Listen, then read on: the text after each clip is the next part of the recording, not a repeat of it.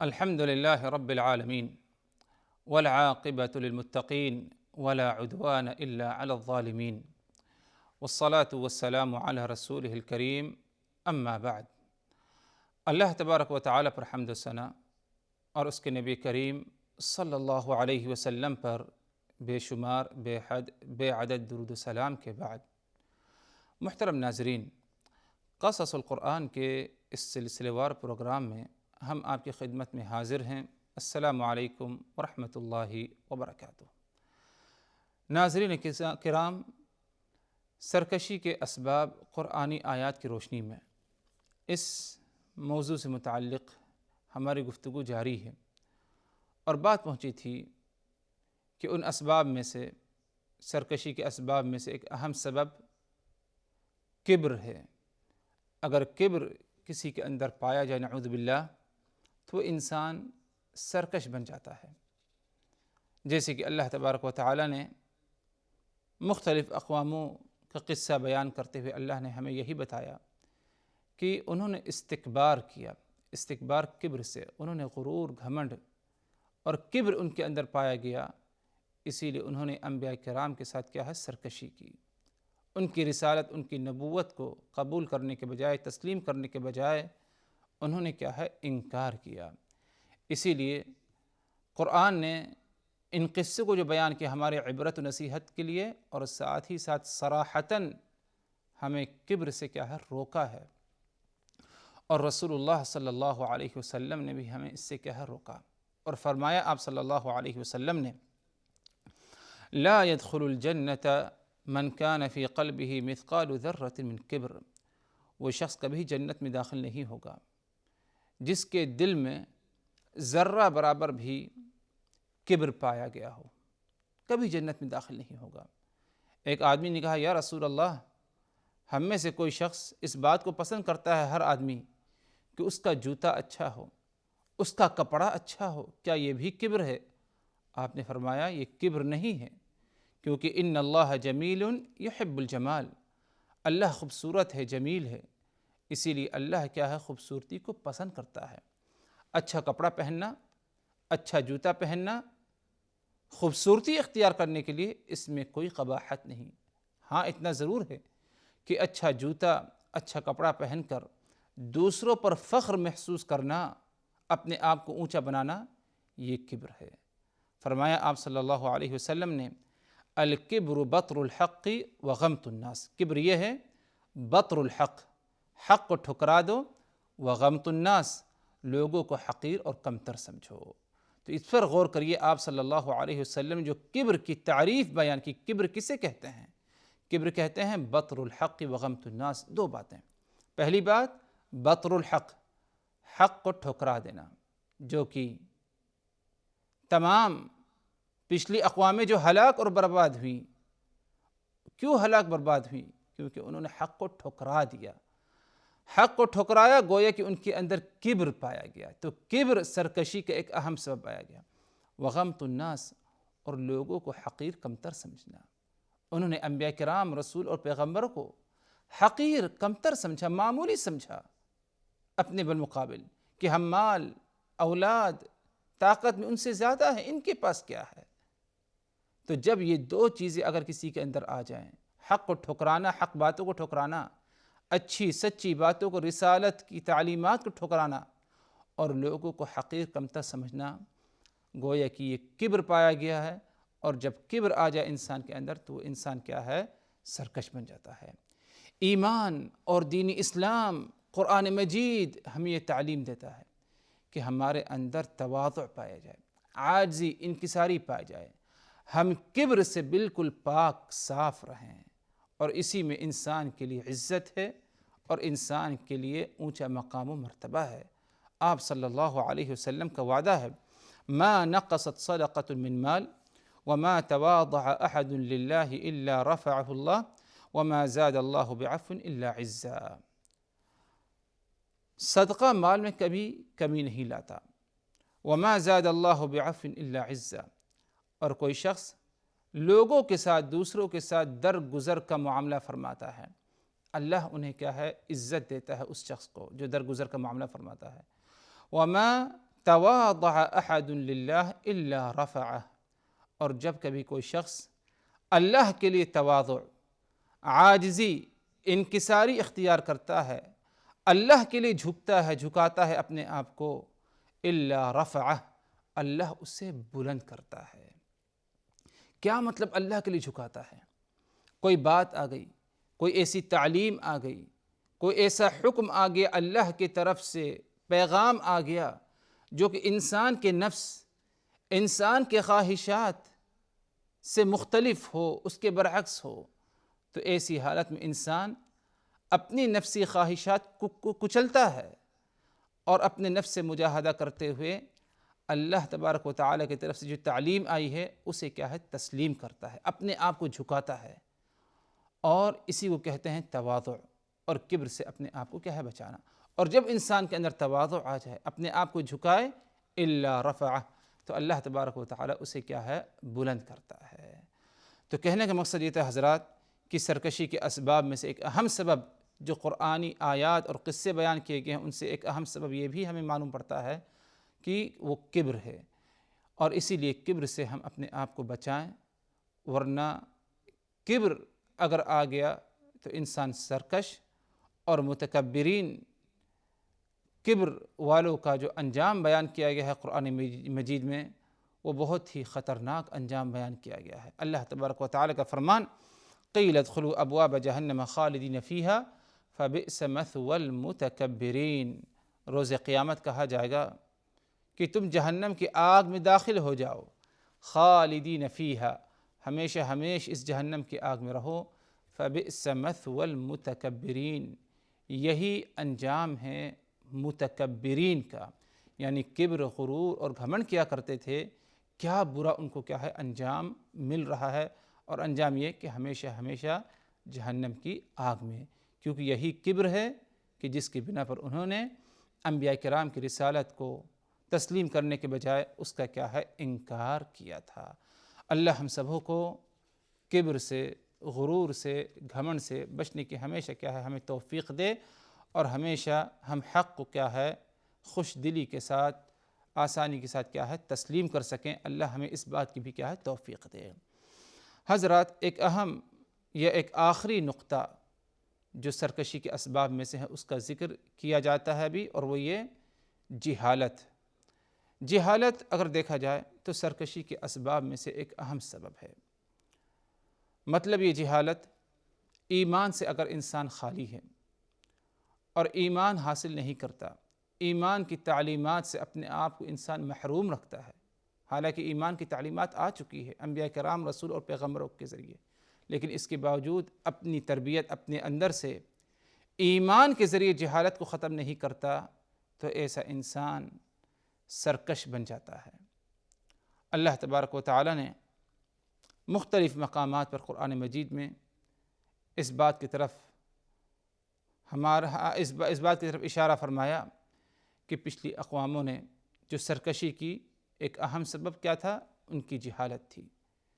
نوح علیہ السلام کے بارے میں اللہ تبارک و تعالیٰ نے فرمایا، وَيَا قَوْمِ لَا أَسْأَلُكُمْ عَلَيْهِ مَالًا إِنْ أَجْرِيَ إِلَّا عَلَى اللَّهِ وَمَا أَنَا بِطَارِدِ الَّذِينَ آمَنُوا إِنَّهُمْ مُلَاقُو رَبِّهِمْ وَلَكِنِّي أَرَاكُمْ قَوْمًا تَجْهَلُونَ، اے میرے قوم کے لوگ، لا أسألكم علیہ مالا، میں تم سے کوئی مال طلب نہیں کرتا ہوں، میں تمہیں دعوت دے رہا ہوں اللہ کے دین کی طرف، لا أسألكم علیہ مالا، میں دعوت کا تم سے کوئی مال طلب نہیں کرتا ہوں، اور نہ ہی تمہارے پاس کوئی مال ہے، جو مال ہے اس میں میں اپنا کوئی حق سمجھتا ہوں۔ ان اجری الا علی اللہ، مجھے اس دعوت کا جو بدلہ ملے گا وہ اللہ تبارک و تعالیٰ کی طرف سے ملے گا۔ وما انا بطارد الذین آمنوا انہم ملاقو ربہم، میرے پاس جو مجھ پر ایمان لائے ہیں، میرے ساتھ بیٹھے ہیں، میرے پاس رہتے ہیں، ان کو میں اپنے پاس سے بھگا نہیں سکتا۔ مطلب یہ کہ نوح علیہ السلام پر جنہوں نے ایمان لایا وہ نوح کے پاس رہا کرتے تھے، اور جنہوں نے ایمان نہیں لایا تھا نوح پر، وہ کہا کرتے تھے نوح سے کہ ان کو اپنے پاس سے ہٹا دو، بھگا دو ایمان والوں کو۔ تو نوح علیہ السلام نے جواب میں کہا اپنے قوم سے، وَمَا أَنَا بِطَارِدِ الَّذِينَ آمَنُوا، جنہوں نے ایمان لایا ہم ان کو اپنے پاس سے بھگا نہیں سکتے، إِنَّهُمْ مُلَاقُو رَبِّهِمْ، ان کو اپنے رب سے کیا ہے ملاقات کرنا ہے، ملاقات ہوگی۔ وَلَكِنِّي أَرَاكُمْ قَوْمًا تَجْهَلُونَ، تم جو مجھے اتنا تکلیف دیتے ہو، میرے پر ایمان لانے والوں کو جو تکلیف دیتے ہو، اس کی وجہ صرف یہی ایک سمجھ میں آتی ہے مجھے، اور وہ یہ قوم تجہلون، تم کیا ہے نادان ہو اور تمہارے اندر کیا ہے جہالت پائی جاتی ہے۔ قوم لوط کا اگر انجام دیکھا جائے تو کیا وجہ بنی ان کے لیے برے انجام کی؟ کیونکہ انہوں نے ایک بہت ہی خطرناک برائی کا ارتکاب کیا، جو کہ اگر دیکھا جائے تو فطرت سلیمہ سے انسلاخ تھا، اور وہ یہ کہ اپنی جنسی خواہشات کو عورتوں کے ذریعے جائز طریقے سے پورا کرنے کے بجائے اپنی جنسی خواہشات کو مردوں کے ذریعے، ہم جنس کے ذریعے کیا ہے پورا کیا کرتے تھے۔ یہ خلاف فطرت عمل تھا، اور اس کی سبب بھی کیا ہے نادانی اور جہالت تھی اس سرکشی کی۔ اللہ تبارک و تعالیٰ نے قرآن مجید میں فرمایا کہ لوط نے اپنے قوم سے کہا أَإِنَّكُمْ لَتَأْتُونَ الرِّجَالَ شَهْوَةً مِّن دُونِ النِّسَاءِ بَلْ أَنْتُمْ قَوْمٌ تَجْهَلُونَ، کیا بات ہے کہ تم عورتوں کے بدلے اپنی شہوتوں کو مردوں سے پورا کرتے ہو، بل انتم قوم تجہلون، تم تو نادان اور جہالت تمہارے اندر یہ ہے پائی گئی۔ اگر علم ہوتا، سمجھ ہوتی، تو تم کبھی اس قسم کی حرکت کیا ہے نہیں کیا کرتے۔ یہی جہالت ہے حضرات جو دوسروں کو ایمان والوں کے خلاف صحیح دین کی طرف ورغلاتا ہے اور ابھارتا ہے۔ اگر قوم میں جہالت پائی جائے اور قوم کے اندر کچھ جاہل لوگ پائے جائیں تو وہ دوسروں کو ایمان والوں کے خلاف ورغلاتے ہیں اور ان کو کیا ہے ابھارتے ہیں۔ وقال الملأ من قوم فرعون أتذر موسى وقومه ليفسدوا في الأرض ويذرك وآلهتك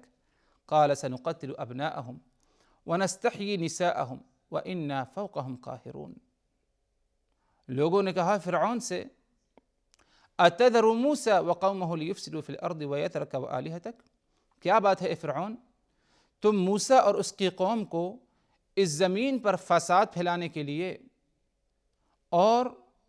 تمہارے معبودوں کو تکلیف دینے کے ایسے ہی چھوڑ دو گے؟ کیا بات ہے، تم ان کو چھوڑ کیوں دو گے ایسے موسیٰ کو اور ان کی قوم کو؟ فرعون کو کون ابھار رہا ہے؟ فرعون کو ابھارنے والے اس کے اپنے لوگ جن کے اندر جہالت پائی گئی، وہ فرعون کو موسیٰ علیہ السلام کے خلاف ورغلا رہے ہیں، ابھار رہے ہیں کہ تم موسیٰ اور اس کی قوم کو ایسے ہی دعوت دینے کے لیے چھوڑ دو گے تاکہ وہ زمین پر فساد پھیلائیں۔ اب فرعون نے عزم کیا، ارادہ کیا کہ ان کو ایسے ہی نہیں چھوڑا جائے، بلکہ سنقتل ابناءہم ونستحیی نساءہم وإنا فوقہم قاہرون، ہم ان کے لڑکوں کو قتل کریں گے اور ان کی عورتوں کو زندہ چھوڑ دیں گے، اور ہم ان کو ہر طرح کا کیا ہے، ہر طرف سے کیا ہے زور لگائیں گے ان کو کیا ہے ختم کرنے کے لیے، ہم اور ان پر کیا ہے ہم کیا ہے ہمیشہ کیا ہے مضبوط رہیں گے۔ تو ادھر فرعون نے جو یہ عزم کیا لڑکوں کا قتل کرنا بنی اسرائیل میں سے اور ان کی عورتوں کو چھوڑ دینا، اس کا ایک اہم سبب وہ نادان اور جاہل افراد پائے گئے جو فرعون کے ارد گرد پائے جاتے تھے۔ تو کہنے کا مقصد یہ کہ یہی جہالت ہے اور یہی نادانی ہے کہ انسان کو ایمان والوں کے خلاف، صحیح دین کے خلاف کیا ہے دوسروں کو کیا ہے ابھارتا ہے اور کیا ہے ورغلاتا ہے ان کو تکلیف دینے کے لیے۔ تو حضرات ہمیشہ علم سے کیا ہے لگاؤ ہونا چاہیے ہمیں، اور ہر قسم کی نادانی کا ہم کیا ہے علم کے ذریعے کیا ہے اس کا علاج ہو اور اس کو ختم کیا جائے۔ اور علم سے مراد ادھر دین اسلام کا، صحیح دین کا، صحیح تعلیمات کا اور ایمان باللہ کا علم۔ اگر یہ علم آ جائے تو انسان اپنے آپ کو کیا ہے سرکشی سے کیا ہے بچا لیتا ہے۔ اسی لیے اگر قوم کے لوگ ایمان کے ذریعے اپنے اندر سے جہالت اور لا علمی کو ختم کرنے کی کوشش نہ کریں تو ایسی قوم اللہ تبارک و تعالیٰ کی طرف سے کیا ہے عذاب کا مستحق بن جاتی ہے۔ جیسے کہ مختلف قصوں سے ہمیں کیا ہے یہ بات معلوم ہوتی ہے۔ اسی لیے آخری زمانے کے بارے میں رسول اللہ صلی اللہ علیہ وسلم نے کیا بتایا کہ قیامت آنے سے پہلے جہالت عام ہو جائے گی، علم اٹھا لیا جائے گا، اور اس زمین پر بہت ہی زیادہ قتل و غارت، فتنہ فساد ہونے لگے گا۔ ادھر غور کریے، قیامت سے پہلے جہالت عام ہو جائے گی لوگوں میں، اور علم اٹھا لیا جائے گا۔ یعنی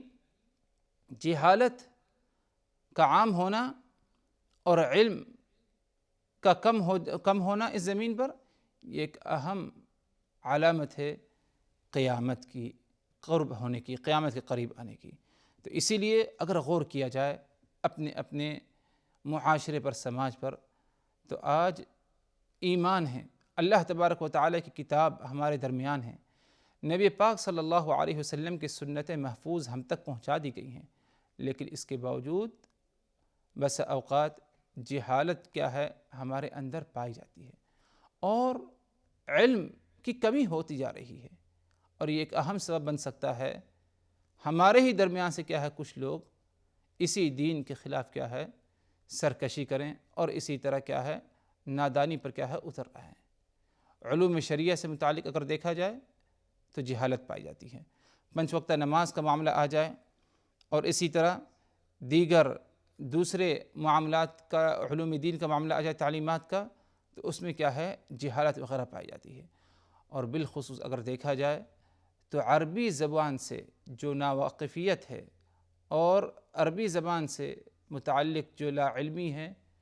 اس سے اور بڑا ہمارا کیا ہے نقصان ہوا، اور وہ یہ کہ کتاب اللہ کو ہم برابر سے اچھے طریقے سے کیا ہے سمجھ نہیں سکے، اور جب کتاب اللہ کو سمجھ نہیں سکے تو نصوص کی مختلف غلط قسم کی کیا ہے تأویلات کی گئی۔ حالانکہ اگر غور کیا جائے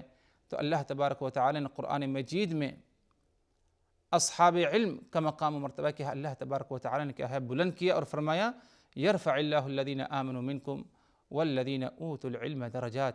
اللہ تبارک و تعالی تم میں سے ان لوگوں کو بلند کرتا ہے جن کے اندر ایمان ہے، اور ایمان کے ساتھ اگر علم آ جائے تو ان کے درجات کو اللہ تبارک و تعالی مزید اور کیا ہے بلند کرتا ہے۔ تو اللہ تبارک و تعالی ہم سبوں کو علم نافع سے نوازے، اور جہالت اور نادانی سے ہمیں کیا ہے بچنے کی کیا ہے توفیق دے۔ المہم حضرات کہنا یہ تھا کہ سرکشی کے اسباب جو قرآنی آیات میں تھے مذکور ہیں، قرآنی قصوں کی روشنی میں ان کا ذکر ہوا، ان سبوں سے کیا ہے اللہ تبارک و تعالی سے ہمیں کیا ہے بچنے کی کیا ہے توفیق طلب کرنا چاہیے، اور ہمیشہ ہم سرکشی سے بچیں تاکہ برے انجام سے کیا ہم اپنے آپ کو کیا ہے بچا سکیں۔ اسی پر اکتفا کرتے ہیں، مزید اور باتیں انشاءاللہ ایک نیا موضوع لے کر کے اگلی ملاقات میں آپ کی خدمت میں حاضر ہوں گے۔ اس وقت تک کے لیے اللہ تبارک و تعالیٰ کی حفاظت میں، وآخر دعوانا ان الحمد للہ رب العالمین، والسلام علیکم ورحمۃ اللہ وبرکاتہ۔ لقد كان في قصصهم عبرة لأولي الألباب ما كان حديثا يفترى ولكن تصديق الذي بين يديه وتفصيل كل شيء وهدى ورحمة لقوم